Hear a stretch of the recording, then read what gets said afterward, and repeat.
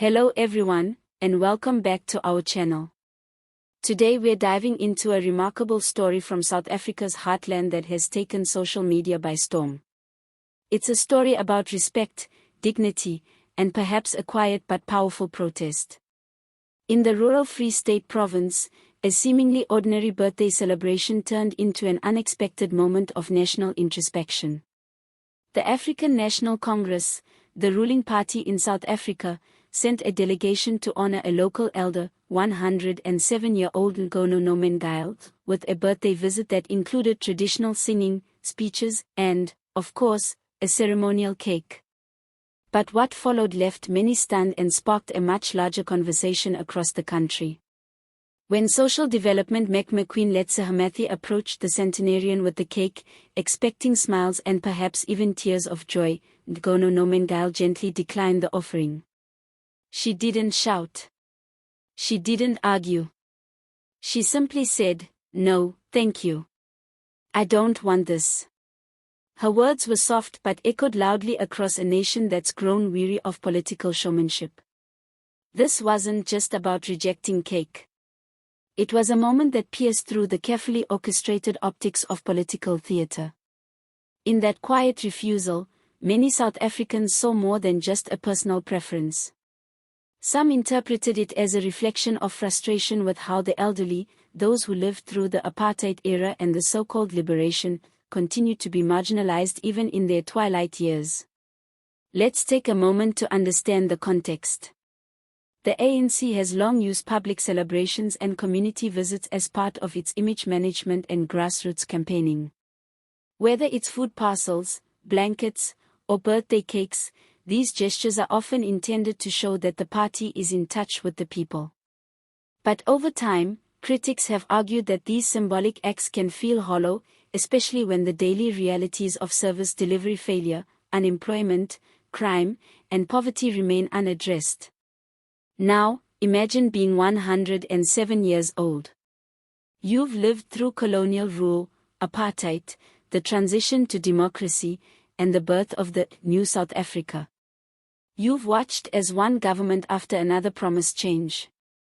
And yet, you still live in a modest rural home, likely with no consistent access to quality healthcare, water, or security.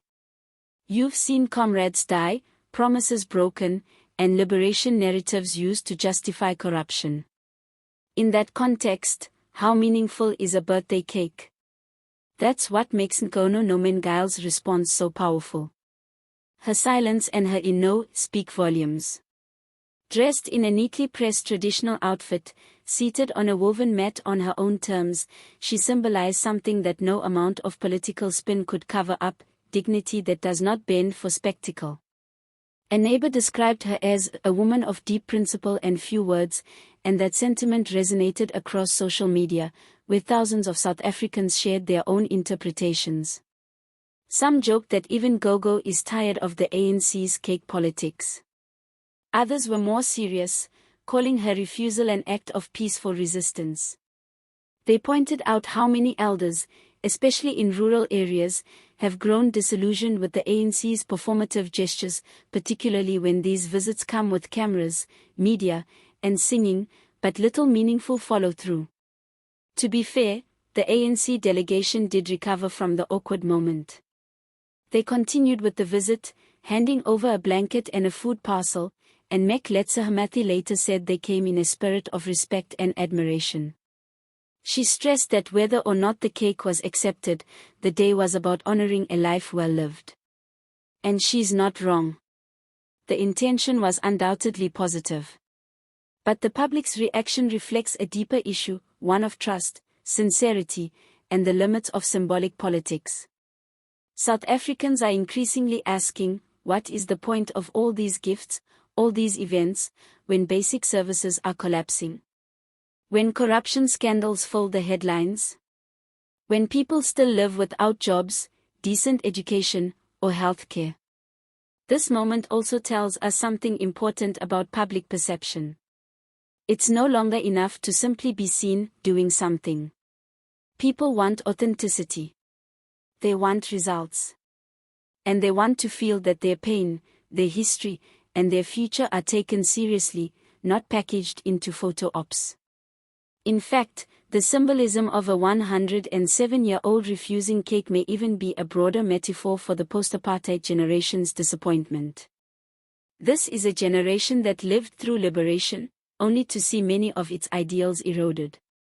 For them, a birthday cake may not hold the same sweetness it does for others, especially when that cake comes from those who've presided over years of broken promises. But despite the controversy, one thing is clear: Nkgono Nomengile is being celebrated not just for her age, but for her quiet strength. She didn't rant. She didn't shame anyone. She just stood in her truth, and in doing so, became a symbol for many who feel unheard in this democracy. That's what makes this story more than just a quirky viral moment. It's a mirror held up to our politics, our values, and our expectations. So, what do we take away from this? First, respect for elders must go beyond performative visits. It must be rooted in action, ensuring access to pensions, healthcare, safe housing, and food security. Second, politicians need to understand that sincerity cannot be staged. Communities can smell pretense from a mile away. And third, stories like Nkgono Nomengile's remind us that true leadership often comes not from speeches, but from integrity, lived experience, and the power of saying no. In the end, her birthday was marked not by a sweet dessert, but by a moment of unscripted truth. And maybe, just maybe, that's the kind of leadership we should be celebrating. Thank you for watching. If you found this story thought-provoking, make sure to give us a thumbs up, subscribe for more political commentary and grassroots stories from across South Africa, and let us know in the comments, do you think her rejection was personal or political? We'd love to hear your thoughts. Until then, take care, and as always, see you next time.